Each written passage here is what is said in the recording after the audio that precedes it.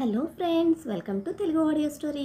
మీరు కనుక ఛానల్ని ఫస్ట్ టైం చూస్తున్నట్లయితే ఛానల్ సబ్స్క్రైబ్ చేయండి, లైక్ చేయండి. అలాగే ఈ స్టోరీపై మీ వాల్యుబుల్ ఒపీనియన్ని కమెంట్ రూపంలో తెలియజేయండి. ఇక కథలోకి వెళ్దామా?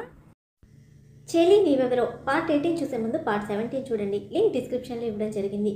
ఫస్ట్ అయితే నువ్వు స్టార్ట్ అవ్వు అని ఉదయ్ అనడంతో రాణా గురించి అడిగింది చైత్ర. ఇంతవరకు నేను చైర్మన్ సార్ని కాంటాక్ట్ చేయలేదు. అయినా నువ్వు వాడి గురించి ఆలోచించద్దు, డైరెక్ట్గా ప్రతాప్ సార్ ఇంటికి వెళ్ళు అని అనడంతో ఓకే సార్ అని కాల్ కట్ చేసి లక్కీని చూసింది చైత్ర.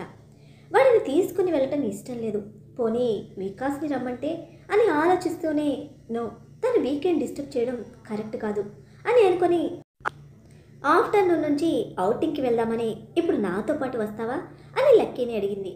వాడు అమ్మ కూచి కదా, నో అని ఎందుకంటాడు, ఓకే అని అనడంతో హ్యాపీగా ఫీల్ అయ్యి వాడి చీక్స్ మీద కిస్ చేసింది చైత్ర.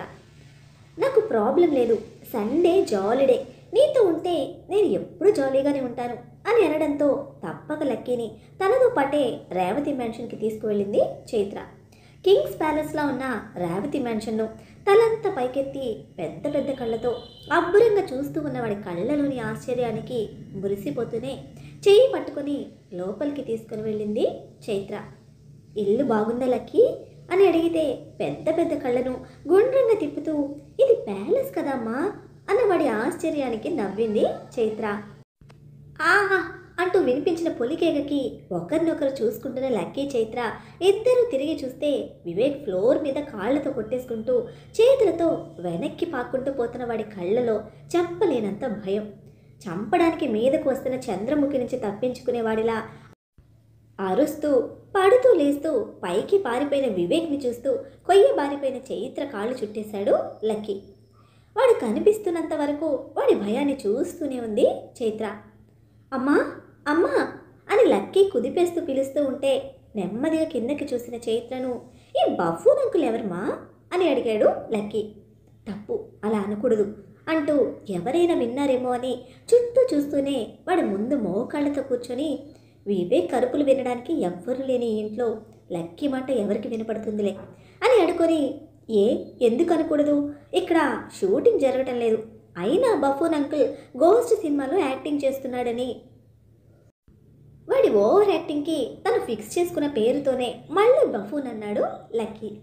ఎంతైనా మా లక్కీ సో స్మార్ట్ కదా అని వాడి స్మార్ట్నెస్కి మురిసిపోతూనే నీకు చెప్పాను కదా ఇది మా బాస్ వాళ్ళ ఇల్లని, అతని పేరు వివేక్, అతను సమ్టైమ్స్ అలా బిహేవ్ చేస్తూ ఉంటాడు, 100% అతను బఫూన్లా చేసినా సరే నువ్వు మాత్రం పైకి అనకూడదు, ఎందుకంటే అతను ప్రతాప్ సార్ ఫ్యామిలీ మెంబర్, నువ్వు ఇలా అనడం ఎవరైనా వింటే ఫీల్ అవుతారు, అందుకే పైకి మాత్రం అనద్దు అని చైత్ర ఇచ్చిన క్లారిఫికేషన్కి ఓకే అని అమ్మ చంపకి ముద్దు ఇచ్చాడు లక్కీ.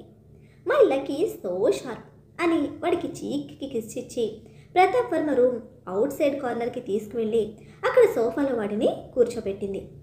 నువ్వు ఇక్కడే ఉండు, జస్ట్ 2 అవర్స్లో దీనిలో ఉన్న 4 బుక్స్ ఫినిష్ చేయి, కావాలంటే స్నాక్స్ తిను, ఏదైనా డౌట్ వస్తే నేను లోపలే ఉంటాను, వచ్చి అడుగు అని వాడికి చెప్తూ ఉంటే ఓకే అమ్మా, నువ్వు టెన్షన్ లేకుండా నీ వర్క్ ఫినిష్ చేసుకో, నేను నా వర్క్ ఫినిష్ చేసుకుంటాను అని కాన్ఫిడెంట్గా చెప్పడంతో రిలాక్స్గా లోపలికి వెళ్ళింది చైత్ర.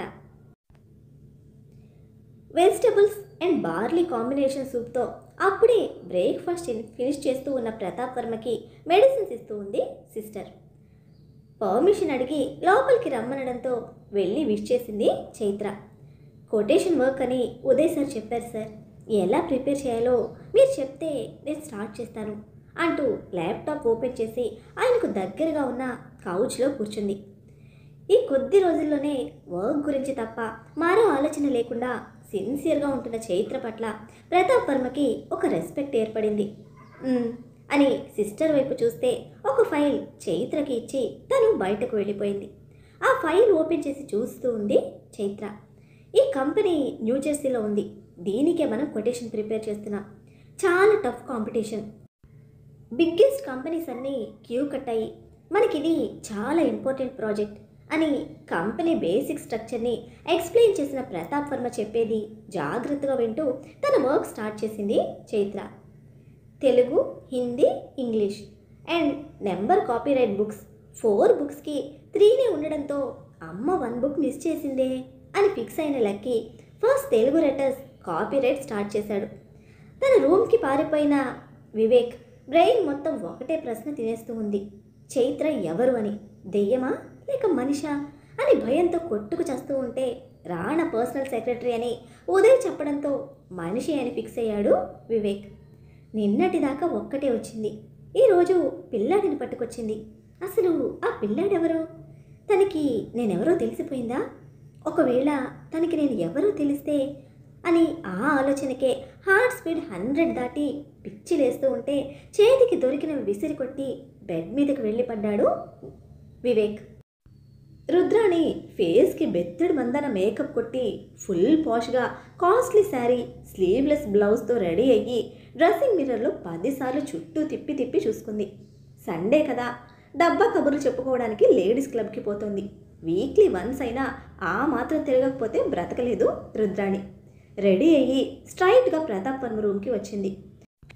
తన పనిలో సీరియస్గా ఉన్న చైత్ర వచ్చింది ఎవరని కూడా చూడలేదు.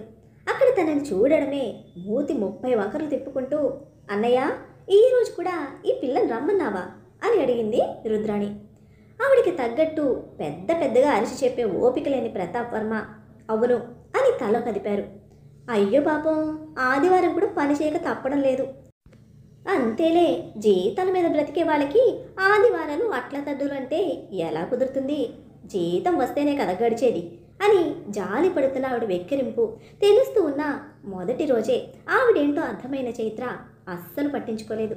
చైత్ర వైపు నుంచి రెస్పాన్స్ లేకపోయేసరికి అహం చల్లబడిన రుద్రాణి, సర్లే అన్నయ్య, వెళ్ళేటప్పుడు ఆ పిల్లకి ఏదైనా ఇచ్చి పంపమని నేను పని వాళ్ళకి చెప్తానులే అని ప్రతాప్ వర్మకి దగ్గరగా కూర్చొని ఆయన చేయి పట్టుకుంది.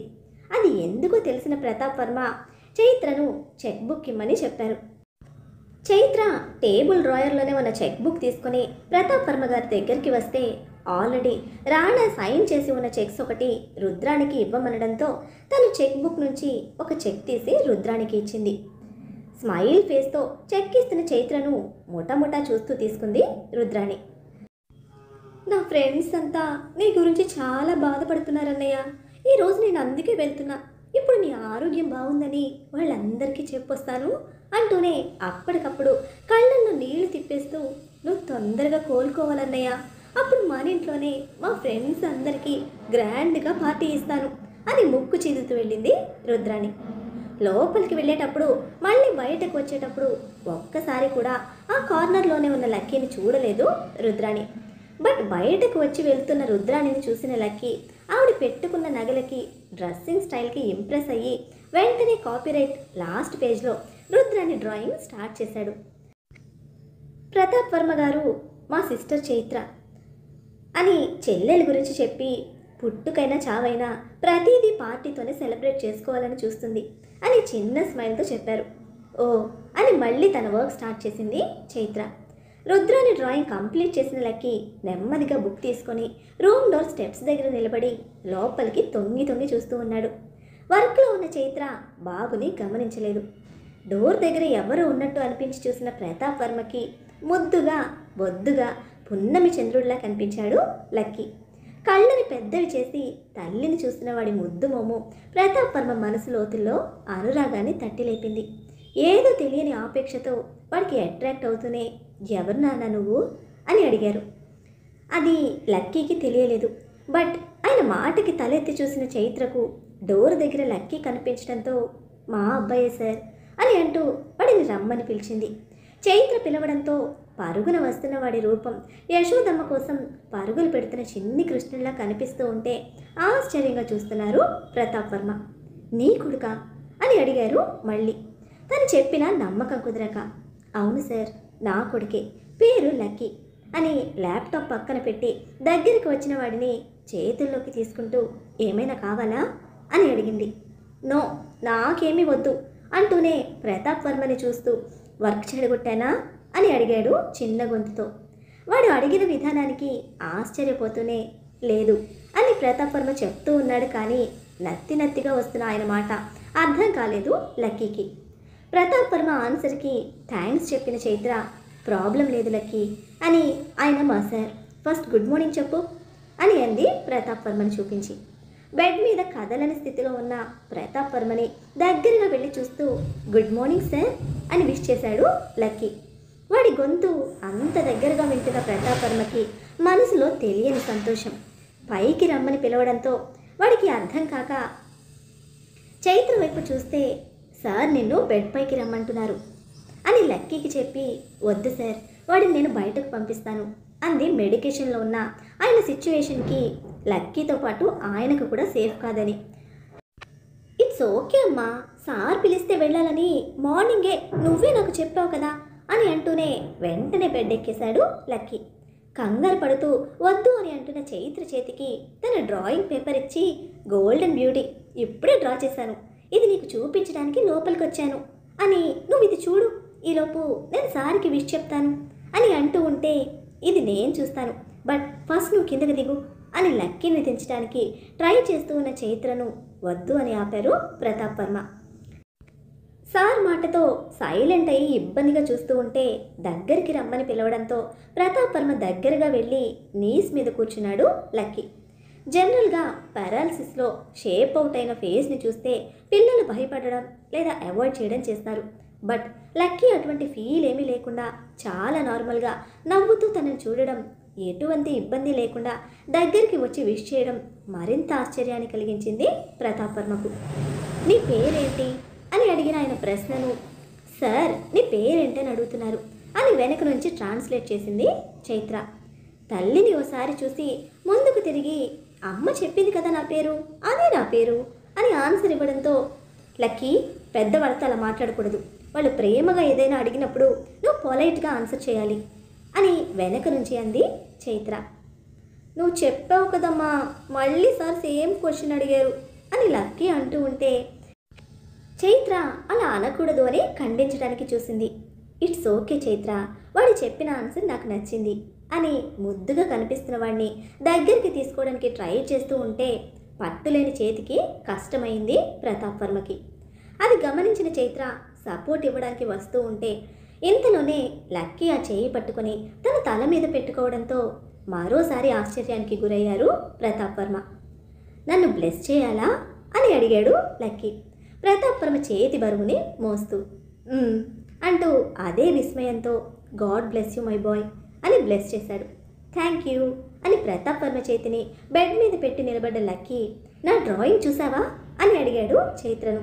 లేదు అని ఇప్పుడే చూస్తాను అంటూ పేపర్లోకి చూసిన చైత్ర కళ్ళు బయటికి పొడుచుకొచ్చాయి.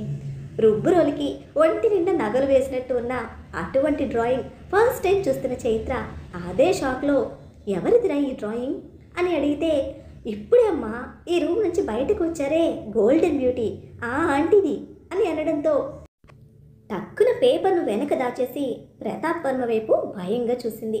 ఏది నాకు కూడా చూపించు అని అన్నారు ప్రతాప్ వర్మ చెల్లెలి డ్రాయింగ్ అన్న క్యూరియాసిటీతో. ఆ డ్రాయింగ్ చూస్తే ఆయనకి ఎక్కడ కోపం వస్తుందోనని తడబడుతూ సరిగ్గా వేయలేదు సార్ వద్దు అని అంది. అమ్మా నేను చాలా బాగా వేశాను, ఆ ఆంటీని నా డ్రాయింగ్ని టీచర్కి చూపిస్తే నాకు ఫస్ట్ ప్రైజ్ గ్యారంటీ అని లక్కీ చాలా స్ట్రాంగ్గా చెప్తూ ఉంటే ఇంకా చూడాలన్న కుతూహలం పెరిగింది ప్రతాప్ వర్మకి. నువ్వు బిల్డప్ లాపి నోరు మీరా అని చిరు కోపంతో లక్కీని ఆపమంటూ ఉంది చైత్ర. ఏది చూపించు అని మళ్ళీ అడగడంతో ఇక తప్పక పేపర్ ఆయనకు కనిపించేలా తానే పట్టుకుంది. రుద్రాన్ని డ్రాయింగ్ చూసిన ప్రతాప్ వర్మ ఒక్క క్షణం షాక్ అయినా గోల్డెన్ బ్యూటీ అని ట్యాగ్ చేసి ఉన్న డ్రాయింగ్కి నవ్వకుండా ఉండలేకపోయారు.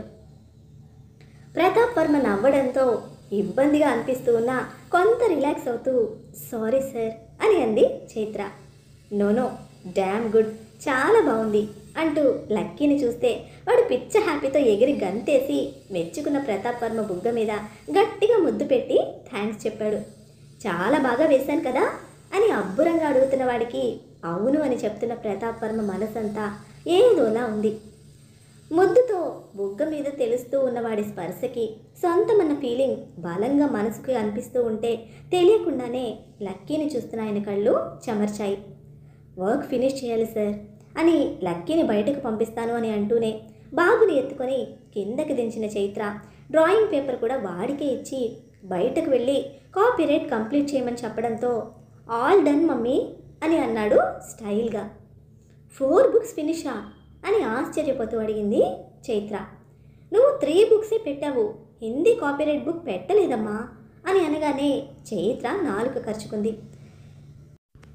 నాకు హార్డ్ అని నువ్వే పెట్టలేదు కదా అని వాడు ముసిముసిగా నవ్వుతూ ఉన్నాడు.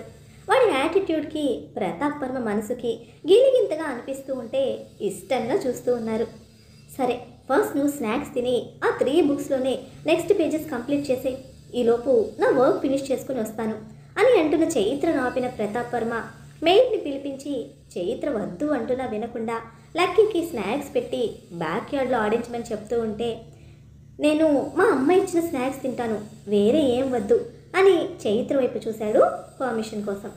చిన్న స్మైల్తో ఓకే అని అనగానే నిలబడిన మెయిడ్ను రమ్మని ఆర్డర్ వేసి చిట్టి ర్యాబిట్లా ఎగురుకుంటూ బయటకు వెళ్ళాడు లక్కీ. చాలా గొప్పగా పెంచుతున్నావు నీ కొడుకుని అని లక్కీ దాటి వెళ్ళిన డోర్ ఎంట్రన్స్ వైపే చూస్తూ అన్నారు ప్రతాప్ వర్మ. ఆయన ఒక్క మాటకే గర్వం నిండిన తల్లి మనసుతో థ్యాంక్స్ చెప్పి తన వర్క్ స్టార్ట్ చేసింది చైత్ర. చైత్ర ఇంటి దగ్గర నుంచి తెచ్చిన స్నాక్స్ తిని తను వేసిన గ్రేట్ డ్రాయింగ్ పేపర్ బుక్లో పెట్టుకొని మెయిడ్తో పాటు గార్డెన్కి వెళ్ళాడు లక్కీ. కాసేపు లక్కీతో పాటుగానే ఉన్న మెయిడ్ ఓపెన్ ప్లేస్ కావడంతో ఆడుకోమని చెప్పి తన వర్క్ కోసం వెళ్ళిపోయింది. అంత పెద్ద గార్డెన్లో ఎటువంటి టాయ్స్, మనుషులు లేకుండా ఒక్కడే ఎంతసేపని ఆడుకుంటాడు. కాసేపు అటు ఇటు చూసి బోర్ కొట్టేసి మళ్ళీ ఇంట్లోకి వచ్చేశాడు. సెంటర్లో నిలబడి ఆకాశాన్ని తాకుతున్నట్టు ఉన్న రూఫ్, దానికి వేలాడుతున్న షాండిలియర్స్ని వింతగా చూస్తూ వాటికి మరింత దగ్గరగా చూడటాకని తన చిన్ని బ్రెయిన్లో వచ్చిన గ్రేట్ ఐడియాతో మెట్లెక్కి పైకి వెళ్ళాడు లక్కీ. స్టెప్స్ చివరన లక్కీకి ఎదురు వచ్చింది నేహ. అమూల్ బేబీలా ముద్దుగా ఉన్నవాడిని క్యూరియస్గా చూస్తూ హాయ్ అని అంది. పలకరించిన అన్ఎక్స్పెక్టెడ్ పర్సన్ని పైనుంచి కింద వరకు చూసి అమ్మాయి కావడంతో బాయ్ అని ముందుకు పోతూ ఉంటే, ఓయ్ ఎవరు నువ్వు అంటూ వాడికి ఎదురు నిలబడింది నేహ. మా అమ్మకి కొడుకుని అని ఫుల్ యాటిట్యూడ్తో చెప్పిన వాడి ఆన్సర్కి కొన్ని క్షణాలు షాక్ అయిపోయింది నేహ. షో పీస్లా షాక్లో నిలబడిన నేహని చూస్తూ ముందుకు వెళ్ళాడు లక్కీ. అమూల్ బేబీ అనుకున్నా కానీ వీడు యారగెంట్ బేబీ అనుకుంటానే అని ఒక్కడుగులో మళ్ళీ లక్కీని అడ్డగించి వాడి చేయి పట్టుకొని నవ్వుతూ what is your name baby అని క్యూట్గా అడిగింది. అంతే, నేహ చెంప మీద చిన్న లెంపకాయ వేసిన లక్కీ నేను బేబీ కాదు బాయ్ని అని సీరియస్గా చెప్తూ ఉంటే షాక్ అయిన నేహ, నీ ఏజ్ ఎంత, నీ ఏజ్కి నన్ను స్లాప్ చేస్తావా అని ఉక్రోషానికి పోతూ దెబ్బ చిన్నదే అయినా వాడి ఏజ్కి కొట్టడం పెద్ద షాక్ నేహకి. అదే ఎమోషన్తో తను అడుగుతూ ఉంటే, నువ్వు మిస్టేక్ చెప్పావు, నేను బేబీని కాదు బాయ్ని, నీ ఏజ్కి మిస్టేక్ చేసినా నా ఏజ్కి మిస్టేక్ చేసినా పనిష్మెంట్ ఇవ్వాలని అమ్మ చెప్పింది అంటూ సాలిడ్ ఆన్సర్ ఇచ్చి నేహ షాక్లో నోరు తెరిచేలా చేశాడు లక్కీ. మరి ఇప్పుడు నేహకి ఇచ్చినట్టే రాణాకి కూడా షాక్ ఇవ్వబోతున్నాడా లక్కీ? అదే జరిగితే రాణా స్థితి ఏమిటి, చైత్ర పరిస్థితి ఏమిటి, చైత్ర విషయంలో వివేక్ ఏం చేయబోతున్నాడు తెలుసుకోవాలంటే నెక్స్ట్ ఎపిసోడ్ని ఫాలో అవ్వండి. అలానే ఈ ఎపిసోడ్ని లైక్ చేయడం మాత్రం మర్చిపోకండి. Bye friends.